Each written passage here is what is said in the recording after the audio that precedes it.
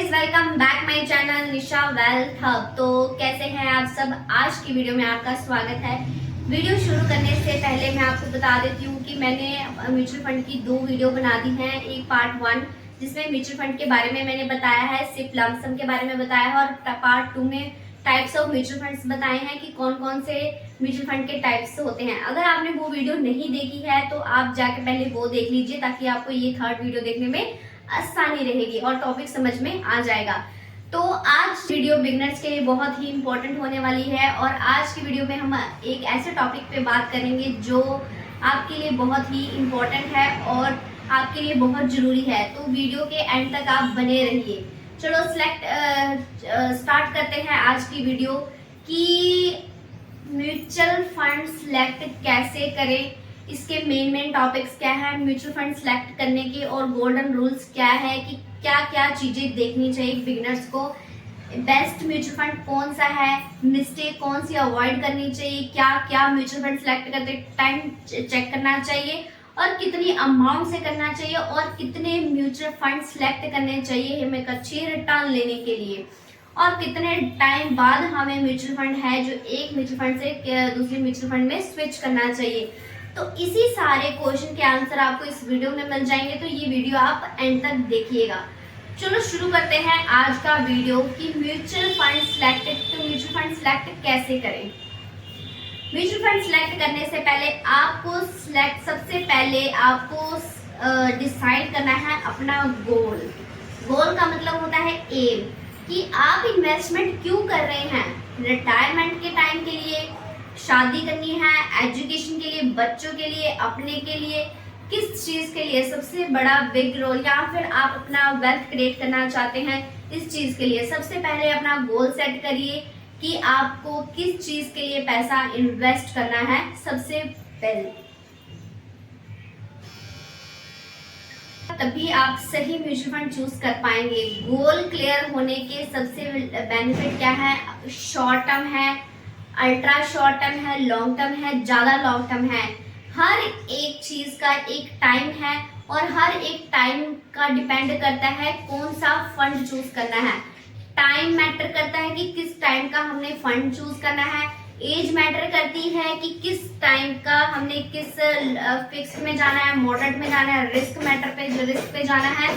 मतलब return, risk, as, ये 3-4 चीजें हैं, और अमाउंट, और कितने टाइम तक। आपने 4-5 फैक्टर है जो आपके गोल पे सेट होते हैं कि आपका गोल क्या है। मान लीजिए आपने अपने बेटी की शादी करनी है, बेटे की शादी करनी है, या फिर एजुकेशन के लिए चाहिए, वो अभी 3-4 साल का बच्चा है, बच्ची है, तो आप म्यूचुअल फंड में पैसा इन्वेस्ट करेंगे अप्रोक्स 20 इयर्स के लिए। तो आपका जो फैक्टर हो जाता है, टाइम होता है लॉन्ग, बिग टर्म। एज इसमें आ गया कि कितना एज है, किसके लिए करना है, एजुकेशन या मैरिज के लिए। और थर्ड हमने क्या कर लिया कि लॉन्ग टर्म है या शॉर्ट टर्म। फोर्थ हम उसके अकॉर्डिंग अपना फंड चूज करेंगे कि हमें कौन कौन से फंड सिलेक्ट करने चाहिए। अगर हम 20-25 साल का सिनेरियो लेके चलते हैं, अगर हमें 1-2 साल में अपना कार लेना है, या 4-5 साल में हमने कार का प्लान किया है कि हमें गाड़ी लेनी है, अपने लिए कार लेना है, तो हम 4-5 साल के अकॉर्डिंग अपना म्यूचुअल फंड सिलेक्ट करेंगे। हमें कुछ मॉडरेट रिस्क भी कम हो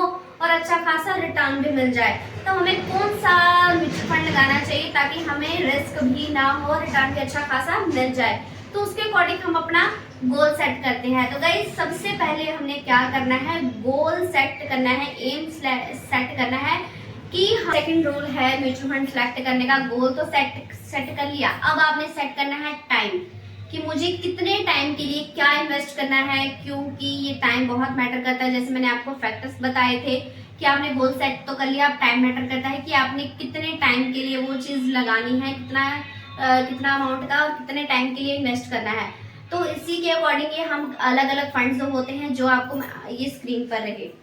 स्टेप 2 में हम ये सीखेंगे टाइम पीरियड, कि टाइम पीरियड कितना है, हमें कितने टाइम के लिए जो है हमें कितने टाइम के लिए ये इन्वेस्टमेंट करना चाहिए, क्योंकि टाइम पीरियड आपको बताता है कि हमें उसके अकॉर्डिंग ही फंड चूज करना पड़ता है। पहला है जो आपका शॉर्ट टर्म, क्या आपने 6 महीने से लेके 1 साल तक करना है, मीडियम है 1 से लेके 3 के बीच में, लॉन्ग टर्म आता है 5 साल के से लेके उसके आगे तक का। तो उसके अकॉर्डिंग आपको फंड चूज करना चाहिए। शॉर्ट टर्म चाहिए, अल्ट्रा शॉर्ट चाहिए, लिक्विड फंड चाहिए, अल्ट्रा लिक्विड फंड चाहिए, अग्रेसिव चाहिए। आपका सब कुछ कैलकुलेट होता है कि आपको किस फंड में चूज करना है। क्योंकि अगर आपका शॉर्ट टर्म है तो आप इक्विटी बिल्कुल अवॉइड कर दीजिए, क्योंकि इक्विटी में शेयर्स में लगाना बहुत हाई रिस्क होता है और इसमें आपको अगर रिटर्न अच्छा खासा चाहिए तो आपको लॉन्ग टर्म के लिए पैसा इसमें इन्वेस्ट करना पड़ता है, इसीलिए आप इसमें थोड़ा सा टाइम देना पड़ता है। तो अगर आप शॉर्ट टर्म के लिए इन्वेस्ट कर रहे हैं तो हाइब्रिड आप कुछ अगर 3-4 साल का है आपका थोड़ा सा, तो आप हाइब्रिड चूज कर सकते हो। अगर आपका शॉर्ट टर्म है तो डेट कैटेगरी में जाइए। अगर लॉन्ग टर्म लगाना चाहते हैं तो टाइम के अकॉर्डिंग। तो थर्ड हम बात करते हैं रिस्क के बारे में। रिस्क समझिए। थर्ड रूल आता है रिस्क कैपेटाइट, कि आप कितना रिस्क को कितना कैरी कर सकते हैं, रिस्क मैनेजमेंट कर सकते हैं, उसके अकॉर्डिंग आपकी कैटेगरी सिलेक्ट होती है। तो पहले किया आपने गोल सिलेक्ट, दूसरा आपने क्या किया कि आपने टाइम पीरियड सिलेक्ट कर लिया, थर्ड आपने क्या किया रिस्क, कि आप कितना रिस्क ले सकते हैं। क्या होता है गाइस कि जब आप हाई रिस्क ले लेते हैं, रिस्क कैपेटाइट अलग अलग होता है। कुछ लोग मार्केट में थोड़ा, एग्जाम्पल मैं आपको देती हूँ, जैसे कुछ लोग होते हैं कि थोड़ा सा मार्केट जैसे नीचे आ जाता है घबरा जाते हैं, अपना फंड जो है आपने इन्वेस्ट करा फटाफट विड्रॉ कर लेते हैं या फिर आप डेट में स्विच कर लेते हैं। तो उसमें इसका मतलब ये है कि आप अग्रेसिव हैं, जिसको कंजर्वेटिव है, मतलब कंजर्वेटिव नहीं अग्रेसिव है कि आप बहुत ज्यादा टेंशन ले लेते हो। अगर मार्केट थोड़ा सा डाउन हो जाएगा, आपका पैसा थोड़ा सा, अरे भाई पैसा मेरा नीचे आ गया है, मुझे इसमें नहीं लगाना है, बहुत हाई रिस्क है, मुझे एफडी में जाना है, मुझे डेट में जाना है, अपना पैसा लिया और डेट में स्विच कर दिया। तो ये बहुत बड़ी बिग मिस्टेक हो जाती है, जिससे आप रिस्क को कंट्रोल नहीं कर पाते हैं। तो इस चीज के लिए आपको आपका रिस्क, पहले किसी भी फंड में आपको इन्वेस्ट करने से पहले आपको रिस्क देखना पड़ेगा कि आप कितना रिस्क किसी चीज में ले सकते हैं। जब मार्केट क्रैश होती है, अब देखो गाइस करंट सिनेरियो में आपको बता रही हूँ कि मार्केट जैसे काफी ऊपर थी तो काफी नीचे आ चुकी है, 2-4 साल में काफी ऊपर चढ़ा है, तो अभी मार्केट नीचे है।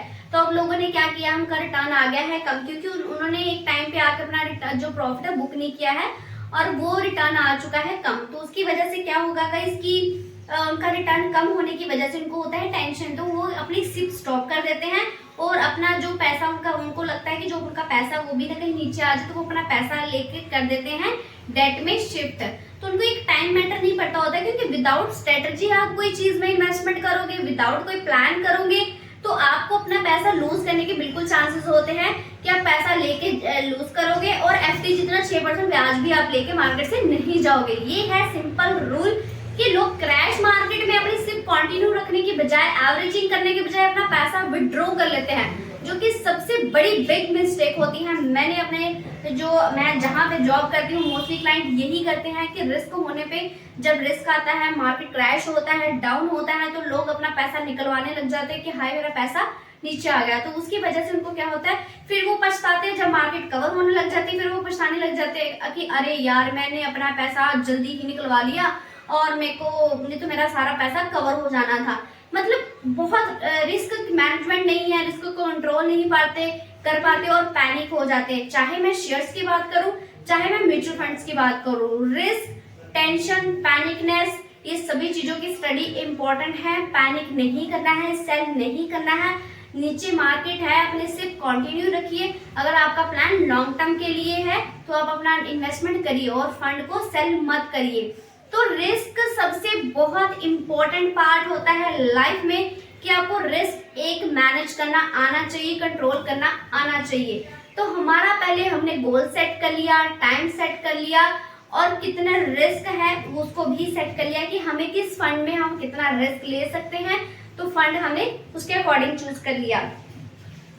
अब बात करते हैं फोर्थ स्टेप की, फंड कैटेगरी, कि कौन कौन से फंड होते हैं कि जो हमें चूज करने चाहिए। अब म्यूचुअल फंड चूज करने की बारी आती है कि हमें कौन से फंड को चूज करना चाहिए। अब हम बात करते हैं म्यूचुअल फंड की कैटेगरी। जो मैंने आपको बताया था, equity, second debt, third hybrid, fourth ELSS. मैंने 4 कैटेगरी की बात करी थी जो मैंने आपको अच्छी तरह से एक्सप्लेन कर दिया है। अब मैं आपको बताऊंगी कि इक्विटी में कौन कौन से आप कर सकते हो इन्वेस्टमेंट। इक्विटी में आपका आ जाता है लार्ज कैप आ सकता है, मिड कैप आ जाता है, स्मॉल कैप आ जाता है, फ्लेक्सी कैप आ जाता है। इसकी मैं वीडियो बना दूंगी कि लार्ज कैप क्या है, मिड कैप क्या है, फ्लेक्सी कैप क्या है, ये इसमें आपकी कैटेगरी होती है। तो ये आपकी स्क्रीन पे है, आप इसको देख सकते हैं। इसकी अलग हो गई, और अपना जो बैंकिंग एंड फाइनेंशियल सेक्टर की अलग हो गई। मतलब अलग अलग सेक्टर का है, काफी हमारे पास सेक्टर्स होते हैं। एफएमसीजी सेक्टर हो गया, आईटी हो गया, डिफेंस हो गया, अपना बैंकिंग सेक्टर हो गया, काफी सेक्टर्स होते हैं जिसमें हम अपना पैसा अलग अलग, मान के चलो कि अभी आईटी सेक्टर डाउन है, आपको सिर्फ आईटी सेक्टर में लगाना है, तो आप एक थीम बेस्ड म्यूचुअल फंड भी लगा सकते हैं आईटी, ठीक है। तो थीम बेस भी रहता है, बट उसमें थोड़ा सा रिस्क रहता है, तो उसको कंट्रोल करने के लिए आपको पूरी नॉलेज होनी चाहिए, आपको स्टडी करना पड़ेगा उसके बारे में कि अगर आपको थीम बेस लगाना है। तो अब बात करते हैं कि इंडेक्स फंड, जो मैंने आपको एक इंडेक्स फंड भी बताया था। इंडेक्स फंड में आपके नॉट टॉप 50 फंड्स होते हैं, सॉरी टॉप 50 इंडेक्स 50 होती है, निफ्टी 50, तो आप उसमें भी इंडेक्स फंड्स होते हैं, सेंसेक्स होता है, निफ्टी 50 होती है, तो आप उसमें लगा सकते हैं। अब हम देख सकते हैं हाइब्रिड। हाइब्रिड का मतलब हो गया जो डेट प्लस इक्विटी दोनों का बैलेंस आ जाता है। बैलेंस एडवांटेज फंड जिसको हम कहते हैं, अग्रेसिव फंड कहते हैं, और कंजर्वेटिव हो गया, हाइब्रिड फंड हो गया, टैक्स सेविंग फंड जो मैंने आपको बताया था, ELSS equity link saving scheme, ये मैंने आपको सिंपल लैंग्वेज में समझा दिया था पहले भी।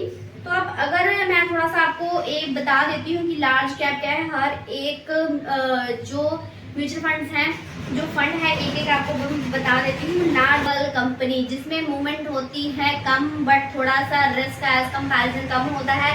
लार्ज कंपनी होती है, ब्लू चिप्स कंपनी होती है, लाइक TCS हो गया। अब ये मत कहना कि मैडम TCS तो बहुत नीचे आ गया है, क्योंकि आईटी कंपनी काफी 4 साल से परफॉर्म, 2-3 साल से परफॉर्म नहीं किया है, इसकी वजह से आईटी नीचे आया हुआ है। तो अगर आपका ऑल ओवर मार्केट क्रैश है, तो आप ये नहीं देख सकते, क्योंकि मैडम वो आपने तो बोला था लार्ज कैप ऊपर है, लार्ज कैप सेफ होता है, रिस्क कम होता है, बट मार्केट जब नीचे आ जाता है तो कुछ लार्ज, मिड, स्मॉल सब ज्यादा ही नीचे चले जाते हैं, बट स्मॉल कैप 50-60% टूट जाते हैं, बट उसके कंपैरिजन लार्ज कैप थोड़ा सेफ्टी अपना 10-15% ही तोड़ते हैं जब आपका मार्केट क्रैश करता है। तो लार्ज फंड, कैप फंड में आपका थोड़ा सा स्टेबल रहता है, जैसे TCS, रिलायंस जैसी कंपनी होती है कि लो मीडियम टाइप का रिस्क होता है, और रिटर्न भी मॉडरेट टाइप का ही आ जाता है, अच्छा खासा।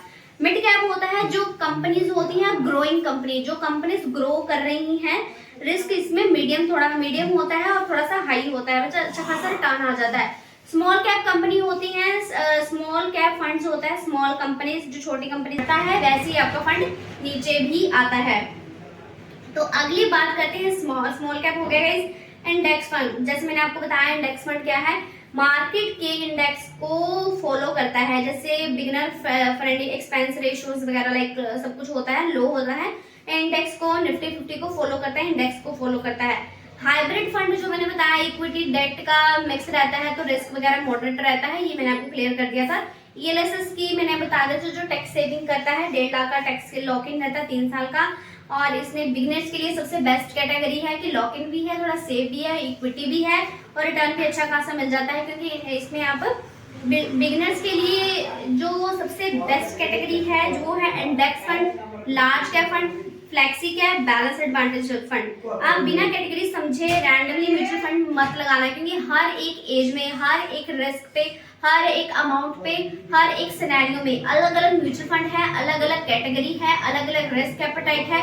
तो इसीलिए आपको म्यूचुअल फंड सिलेक्ट करने से पहले आपको ये चीजें जानना जरूरी होता है।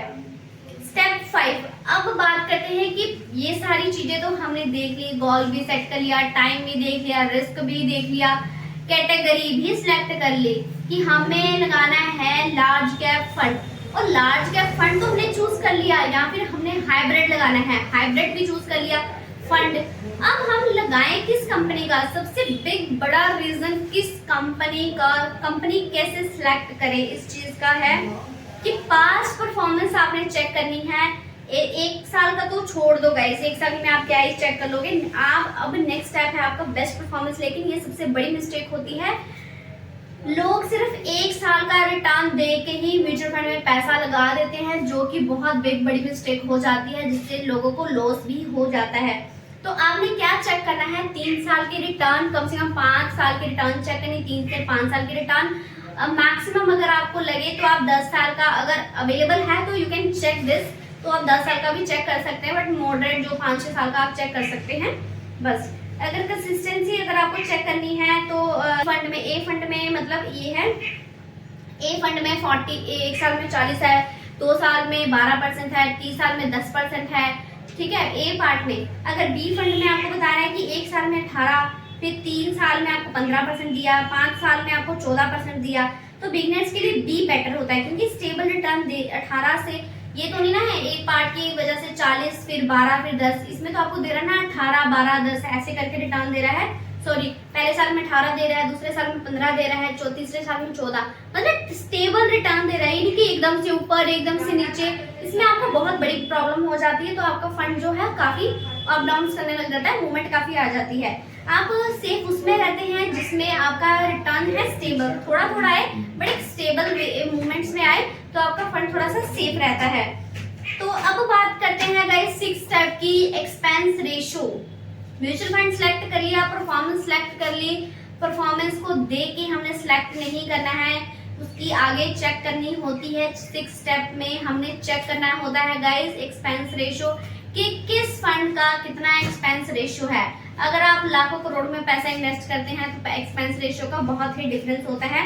अब वो एक्सपेंस रेशो होता क्या है, आप अपना पैसा देते हैं फंड मैनेजर को मैनेज करने के लिए, तो फंड मैनेजर आपसे कुछ तो चार्जेस लेगा ना आपकी फंड मैनेज करने के लिए, उसी वैल्यू चार्जेस को हम बोल देते हैं एक्सपेंस रेशो, कि फंड मैनेजर अपने फंड को चार्ज करने के लिए एक नेम है जो हम कहते हैं एक्सपेंस रेशो, वो आपसे लेता है। किसी में 1.5% होता है, किसी में 2% होता है, किसी में 2.25% होता है, according to category, according to fund and according to company.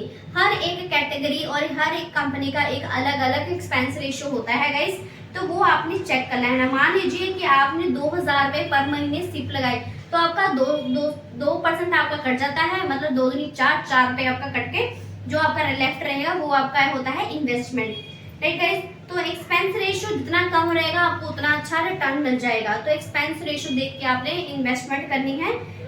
तो आप कितने फंड्स अगर चूज करते हो तो एक्सपेंस रेशियो एक बार कैलकुलेट कर। स्टेप म्यूचुअल फंड सिलेक्ट करने का 7वां रूल ये है गाइस कि फंड मैनेजर ट्रैक रिकॉर्ड, कि अब हमने म्यूचुअल फंड तो सिलेक्ट कर लिया कि हमने ABC कंपनी का लार्ज या मिड कैप फंड सिलेक्ट कर लिया है कि हम इसमें इन्वेस्ट करेंगे, बट वो फंड मैनेजर हमने परफॉर्मेंस चेक कर ली कि कैसा है, रिस्क देख लिया, गोल सेलेक्ट कर लिया, फंड भी देख लिया कि कैसा है, सब कुछ देख लिया, टाइम पीरियड भी हमने सिलेक्ट कर लिया। अब बात करते हैं कि हम फंड मैनेजर जो है किसी कंपनी का जो आपने सिलेक्ट किया है फंड, उसका फंड मैनेजर है, उसके पास क्या है, स्टडी उसने क्या करी है, उसका नाम क्या है, उसने स्टडी क्या की है, उसके पास एक्सपीरियंस कितना है, उसके पास मार्केट एक्सपीरियंस है कि नहीं, हमारा फंड हैंडल करने के लायक है कि नहीं है, वो हमारे आपने चेक कर लेना है। ठीक है गाइस, कि आपने ये सारी फंड मैनेजर का एक्सपीरियंस, उसके पास कितना फंड है, उसने कितनी रिटर्न, कितने टाइम तक उसने फंड को हैंडल किया हुआ है, और जब से वो हैंडल कर रहा है उसके पास कितना रिटर्न मिल चुका है, तो आपने ये चेक कर लेनी है। और स्टेप 8वें स्टेप पे गाइस आपका ये आता है AUM, asset under management. AUM का मतलब होता है कि अगर कोई, जैसे निशा मैं फंड मैनेजर हूँ, तो मेरे पास एक AUM है, लाखों करोड़ों बंदा मेरे पास म्यूचुअल फंड अपने फंड्स दे रहा है, सिप लगा रहा है, लमसम दे रहा है, तो मेरे पास एक्सपीरियंस कितना है वो तो मैंने चेक कर लिया, मैंने कितनी स्टडी करी है वो भी मैंने चेक कर लिया, अगर मेरे पास कोई फंड पड़ा है तो मैंने कितना रिटर्न लोगों को बना के दिया है वो भी मैंने चेक कर लिया। बट ये तो चेक कर लिया, बट अब आपने चेक करना है AUM, कि मेरे पास कितना पैसा लोगों का पड़ा हुआ है, कि मेरे पास कुछ थोड़ी अमाउंट तो नहीं पड़ी है कि या ज्यादा अमाउंट पड़ी, क्योंकि थोड़ी अमाउंट में आपको कुछ खास रिटर्न मिलने नहीं वाली है, और हाई अगर आपके पास बहुत सारा फंड है तो उसमें अभी आपको कुछ खास रिटर्न मिलने नहीं वाले, क्योंकि ऑलरेडी वो काफी सालों से अगर दे रखा है तो ऑलरेडी बहुत आपने परफॉर्म कर चुका है। तो आपने मॉडरेट देखना है, कि मतलब मॉडरेट आपका AUM होना चाहिए ताकि आपको थोड़ा ग्रो लेवल मिल जाए, तो आप उसमें रिटर्न आप अच्छा खासा बना सकते हैं। तो बेस्ट समटाइम्स क्या होता है, एग्जिट लोड। 9th स्टेप है एग्जिट लोड, कि अगर हम एंट्री लोड होता है, एग्जिट लोड होता है। पहले जब हम इन्वेस्टमेंट करते थे तो एंट्री लोड भी लगता था, कि एंट्री करते टाइम हमें पैसे पे करने पड़ते थे। अब वो बंद हो चुका है, अब एंट्री लोड हमें नहीं देना पड़ता है। तो हमें जस्ट अब सिर्फ एग्जिट लोड ही देना पड़ता है कि हम जब फंड को, अपने म्यूचुअल फंड को सेल कर देते हैं तो हमें एक जाने से पहले कुछ अमाउंट, कुछ परसेंटेज में हमें पैसा देना पड़ता है, उसको कहते हैं एग्जिट लोड। तो आपने चेक कर लेना है कि एग्जिट लोड कितना है और लॉक इन पीरियड कितना है। अगर तो लॉक इन पीरियड 3 साल, लॉक इन पीरियड में मैंने आपको ओपन एंडेड और क्लोज एंडेड के बारे में बताया था, जो वीडियो पहले अपलोड कर दी, तो आप वहाँ पे जाके देख सकते हैं। तो म्यूचुअल फंड सेलेक्ट करने से पहले आपने लॉक इन पीरियड देखना है, एग्जिट लोड देखना है कि एग्जिट लोड कितना लगा हुआ है, और आपने चेक करना है अपना लॉक इन पीरियड। ये लाइसेंस कैटेगरी में जैसे मैंने आपको बताया था कि 3 साल का लॉक इन पीरियड रहता है और इसको निकलवा नहीं सकते हैं 3 साल से पहले, और इसमें एग्जिट लोड नहीं होता है गाइस, क्योंकि ये 3 साल से बाद ही आप निकलवाते हैं, जो एग्जिट लोड नहीं लगता है। एग्जिट लोड कब लगता है? जब आप अपना फंड, जब आप अपना म्यूचुअल फंड 1 साल से पहले ही निकाल लेते हैं, 1 साल पूरा होने से पहले ही निकाल लेते हैं, जो आपका फंड का वैल्यू लगता है। मान लो आपने लाख रुपए आपने साल तक इन्वेस्ट किया, साल होने से पहले ही आपने निकाल लिया, तो 1% आपका एग्जिट लोड लग जाएगा। मतलब आपने 1000 रुपये आपने पे करना है, कंपनी को पैसा देना है कि आपने पहले टाइम से पहले ही, मतलब साल से पहले ही आपने पैसा अपना, आपका 3 साल का होता है और लॉक इन नहीं रहता है, सॉरी लॉक इन रहता है 3 साल का, तो इसमें रिटर्न आपका अच्छा खासा भी बन जाता है और रिस्क भी कम रहता है, रिटर्न भी ज्यादा होता है, लॉक इन भी 3 साल का होता है और एग्जिट लोड भी नहीं रहता है, और इसकी जो एक्सपेंस रेशियो है वो भी लगती है कम। ठीक है गाइस, तो अब हम स्टेप 10 की बात करते हैं। 10 स्टेप है, 10वां रूल है रेटिंग, कि आपने फंड की रेटिंग चेक कर लेनी है कि उसका 5 कैटेगरी में है, उसकी रेटिंग कितनी है, 3rd 4 5 6 की क्या रेटिंग दे रहा है, सॉरी 6 तो होती नहीं है, तो आपने 5 में से कैटेगरी चेक कर लेनी है कि इसको रेटिंग कितनी दे रखी है, तो आपने फंड रेटिंग को चेक कर लेना है। तो आप अपना म्यूचुअल फंड का कंपैरिजन आप गूगल पे जाके कर सकते हैं, ग्रोथ रोधा काफ़ी ऐप्स अपने पास हैं अपनी इन्वेस्टमेंट करने की, तो आप उसमें जाके चेक रेटिंग क्या है, रिस्क क्या है, रिटर्न क्या है, एक्सपेंस रेशियो क्या है, लॉक इन कितना है, ये 5-6 चीज़ें चेक करके आपने फंड को चूज कर लेना है। ठीक है गाइस, अब लास्ट में मैं आपको बताती हूँ कि कॉमन मिस्टेक्स कौन कौन सी होती हैं, तो आपने ये चेक कर लेनी है। कॉमन मिस्टेक होती है गाइस कि अब हम कुछ कॉमन मिस्टेक बताती हूँ जो बिगनर कर सकते हैं। सिर्फ हाई रिटर्न देकर फंड में सिलेक्ट करना, एक साथ 10-12 म्यूचुअल फंड ले लेना, शॉर्ट टर्म गोल के लिए इक्विटी फंड चूज कर लेना, सिर्फ स्टार्ट करके बीच में बंद कर देना, मार्केट डाउन होते ही पैनिक सेलिंग कर देना। दोस्तों म्यूचुअल फंड में सबसे इम्पोर्टेंट है पेशेंस। मार्केट डाउन है, पैसा इन्वेस्ट करो, पेशेंस खोएंगे पैसा खोएंगे, पेशेंस गया पैसा गया, पेशेंस है, इन्वेस्टमेंट है, लॉन्ग टर्म के लिए है, रिस्क भी आप ले रहे हो, लॉन्ग टर्म के लिए कर रहे हो, तो अच्छा खासा पैसा आपका बन सकता है। तो आप अगर पैनिक कर रहे हैं, पैनिक में पैसा हमेशा ही लॉस दे के जाता है, तो पैनिक में आपने कोई गुस्से में या फिर दिमाग पे ज़्यादा स्ट्रेस हो तो आपने कोई भी अपना मिस्टेक नहीं करना है आपने। तो बिगनर्स के लिए सबसे बेस्ट पोर्टफोलियो, अगर आप बिगनर्स हो तो आपका एक सबसे सिंपल पोर्टफोलियो सजेस्ट कर देती हूँ। ऑप्शन नंबर 1 कि इंडेक्स फंड लगाना है, लार्ज कैप लगाना है, ऑप्शन 2 बैलेंस एडवांटेज लगाना है, इंडेक्स, ऑप्शन 3 में हाइब्रिड लगाना है, हाइब्रिड फंड लगा सकते हो, तो इंडेक्स में रहना है, लार्ज में लाना है, हाइब्रिड में रहना है, इक्विटी प्लस डेट का जो ऑप्शन रहता है। बाकी सिप और लमसम का जो मैंने आपको बता दिया था कि किसमें क्या आप इन्वेस्टमेंट कर सकते हो, तो अगर आप बिगनर्स हो तो सिप में अपना थोड़ा सा अमाउंट लगा के इन्वेस्टमेंट करिए और मंथली सिलेक्ट करिए, और आपने उसमें डेट सेलेक्ट कर लेनी है कि कौन से डेट को आपने क्या अमाउंट लगाना है, और डिसिप्लिन के साथ आपने बनाना है ताकि आपको 12-13% की अच्छी खासी रिटर्न, आपको एवरेज रिटर्न मिल जाती है। तो फर्स्ट गाइस आपको लास्ट में मैं आपको यही करना चाहूँगी कि लास्ट में आपको कंक्लूजन बता देती हूँ कि फर्स्ट हमने क्या करना है, गोल सेलेक्ट करना है, सेकंड हमने गोल सेलेक्ट कर लिया, टाइम पीरियड देखना है, फंड देखना है, फंड मैनेजर चेक करना है, किस फंड कैटेगरी में लगाना है, हमने अपना सारी कुछ फंड मैनेजर देख लिया, एयूएम स्टेबल देख लिया, कैटेगरी रिस्क कैपिटल देख लिया, एग्जिट लोड कितना है, एंट्री लोड कितना है, लॉकिंग क्या है, सब कुछ रेटिंग वगैरह सब कुछ चेक कर लेनी है। तो दोस्तों आज की वीडियो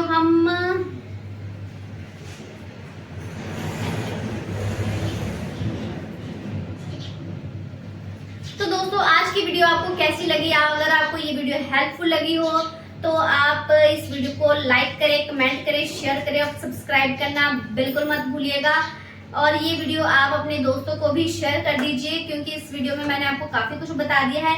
नेक्स्ट वीडियो में मैंने आपको पूरा कंसेप्ट क्लियर कर दिया है कि शेयर कैसे सिलेक्ट करें, सॉरी म्यूचुअल फंड कैसे सिलेक्ट करें। तो ये वीडियो में मैंने आपको सारा कुछ बता दिया है। अगर आपको ये वीडियो अच्छी लगी हो, लाइक करें, कमेंट करें, शेयर करें और सब्सक्राइब करना बिल्कुल मत भूलिएगा। और अगर आप इसी तरह की वीडियो लेना चाहते हैं तो मेरे साथ मेरी अपडेट्स के लिए रेडी रहिए और बेल आइकन को क्लिक कर लीजिए, ताकि मेरी जब भी वीडियो आए तो आपको पता लग जाए। Thank you so much.